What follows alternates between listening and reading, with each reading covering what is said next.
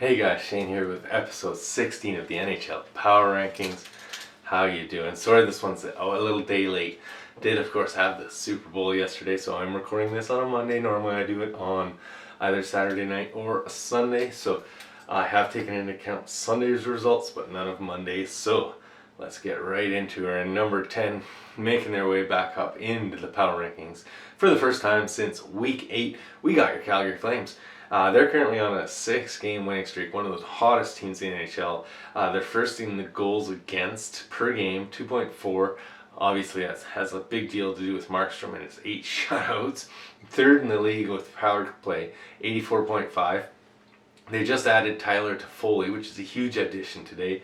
They take on Columbus on Tuesday. They're 8-2-0 in their last 10 games. Number 9, dropping 5 spots this week. We got the Toronto Maple Leafs, and they've had a bad start to the Western Road swing.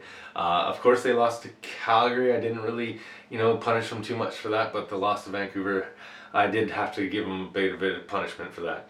Got out goalie 2 nights in a row, and that is unfortunate. 3.5 goals per game though, 4th in the league.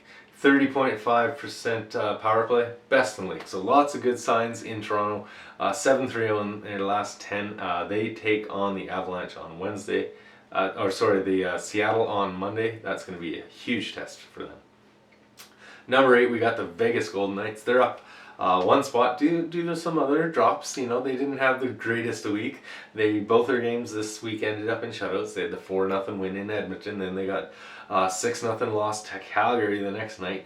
Eichel is going to make his debut though. That is going to be huge. Mark Stone though off onto the LTIR.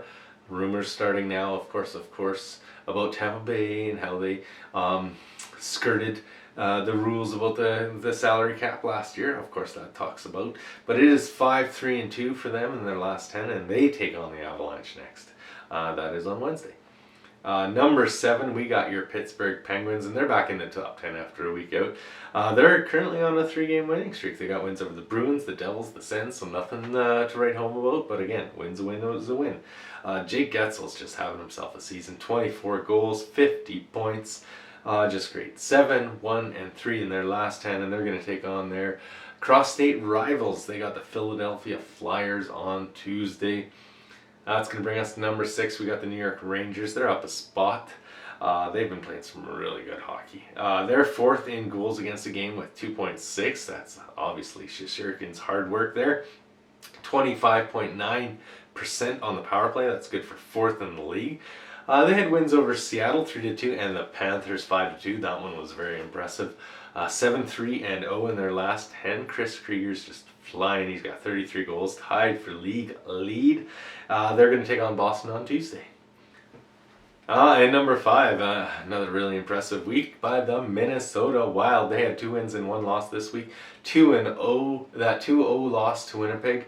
That sucks because it was a divisional rival, but I give them a pass because Winnipeg was due, and Minnesota's been playing some damn good hockey. So Kirill Kaprizov, he leads all the categories on the offensive zone. He's got 20 goals, 34 assists, 54 points. They're 8-1-1 in their last 10, and they do take on Detroit tonight. Number 4, we got your Tampa Bay Lightning. They're up another 2 spots since last week. This is a scary looking team. They almost made that comeback against the Colorado Avalanche. It was looking like they were gonna for a while. Then they beat the Arizona Coyotes, of course. They're 3rd in the NHL, just kicking butt. They're 7-2-1 in their last 10.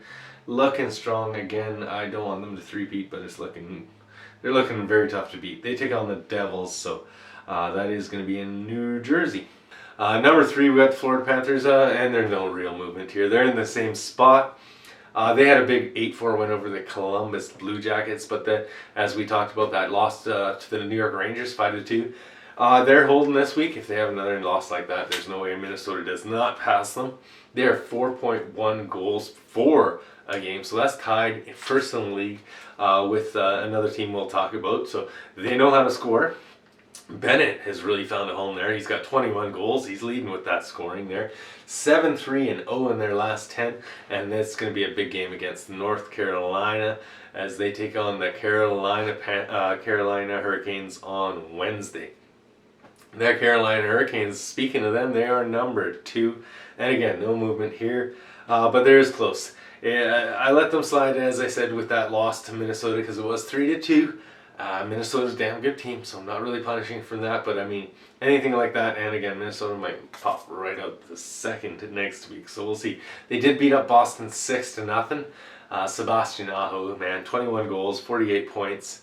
He's killing it. They're 6-3-1 in their last 10, and they hit, as we talked about, the Florida Panthers next. And your number 1 team, you knew it was, 4th week in a row, an absolute juggernaut. We got your Colorado Avalanche. They are tied, as we said, with the Florida Panthers, where with the 4.1 goals per game. Again, they know how to score, but they also have 2.8 goals against per game, which is 9th in the league. So both those stats top 10. That is one of the reasons you're going to be top in the power rankings. Nazem Kadri, he's on a blistering pace. He's got 42 assists, 62 points already. They're 9-0-1 in their last 10. And they take on the Dallas Stars on Tuesday. So let me know in the comments below what you guys think, how your list differs. If you like this video, hit that like button, subscribe, and of course share this thing around, please. As always, we'll see you guys in the next episode.